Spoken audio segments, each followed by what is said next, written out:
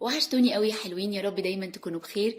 ما تيجوا النهارده نعمل مع بعض البتنجان المخلل المقلي، بس هنقليه في الاير فراير.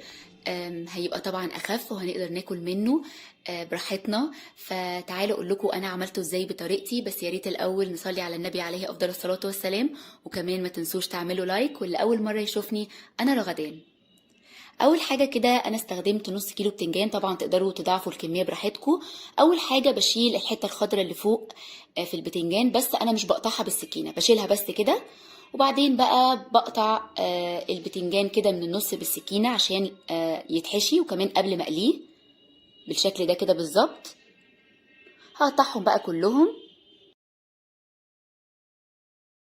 وبعد كده بقى هحط عليهم معلقتين زيت كبار، وهقلب كده كله مع بعضه عشان كله يبقى فيه زيت، عشان ما نضطرش بعد كده ندهن بقى وهو في الاير فراير. طبعا تقدروا تعملوه في الفرن، انا ساعات كتير بعمله في الفرن بيبقى تحفه.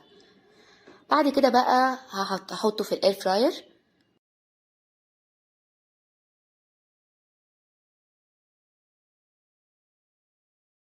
بعد كده بقى انا ظبطته على اول ناحيه، ظبطته على 10 دقايق على درجه حراره 200. بعد كده بقى طلعته وقلبته على الناحيه التانية خد 5 دقايق بس. طبعا تقدروا تجسوه كده بصباعكم، هتعرفوا ان هو طري وان هو مظبوط قوي. كده خلاص كان استوى. زي ما قلت لكم 10 دقايق الناحيه الاولانيه، بعد كده 5 دقايق طلعته بقى يبرد.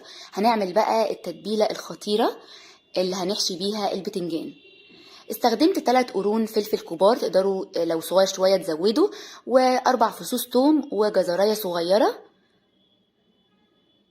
طبعا تقدروا تحطوا جزء فلفل حامي وجزء فلفل الوان لو مش بتحبوا الحامي. حطيت معلقه صغيره كزبره ناشفه ومعلقه صغيره الكمون. وبعد كده حطيت الملح، انا حطيت معلقه كبيره، تقدروا تقللوا لو حابين. 3 معالق خل وعصير ليمونتين. بعد كده هنضربهم بقى. انا مش بحبهم ناعمين قوي، يعني بحبهم كده خشنين شويه كده. بعد ما ضربتهم هقطع بقى عليهم بقدونس او كزبره كده كام عود، مش كتير. هنقلبهم وكده بقى التتبيله هتبقى جاهزه ان احنا نحشي بيها البتنجان. كده بقى البتنجان خلاص كان برد. نفتح كده بس شويه الفتحات اللي احنا فتحناها البتنجان، نحشي بقى كل بتنجانيه كده حبه حلوين. حلو قوي البتنجان ده، بينفع يعني مع كل الاكلات. وحلو كمان انه بيقعد في التلاجة ايام، يعني ممكن يقعد اسبوع. طبعا انا مش قصدي على الطماطم لازم تتاكل على طول، الطماطم مخلله، لكن البتنجان والفلفل ممكن يقعد معاكم اسبوع في التلاجة، بينفع مع كل الاكل. فبيبقى بصراحه حلو قوي. بحب كمان دايما اعمله من بالليل او قبل الاكل بكذا ساعه، يعني هينفع قوي في رمضان ان احنا كده بعد السحور ندخل نعمله. بعد كده بقى ساعة الفطار نعمل الفطار وخلاص، هيبقى بقى المخلل كده جاهز.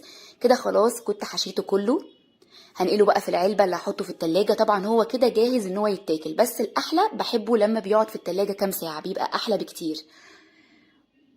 بعد كده ما حطيته في العلبة هحط بقى عليه كده رشة زيت. كمان تقدروا تعملوا طماطم زي ما انا عملت كده، رشة زيت فوق الوش. بجد خطير، حلو قوي، هيبقى كمان حلو قوي في رمضان. بينفع تقريبا مع معظم الاكل، ويا سلام بقى لو فول وطعميه ولا ملوخيه او باميه، خطير بجد. وطبعا زي كل مره انا مش هقول لكم يا ريت تجربوه، انا هقول لكم لازم تجربوه، حلو قوي. وبكده يكون الفيديو خلص. يا رب يكون عجبكم، لو عجبكم ما تنسوش تعملوا لايك وشير كتير. بحبكم قوي قوي وهتوحشوني قوي. باي باي.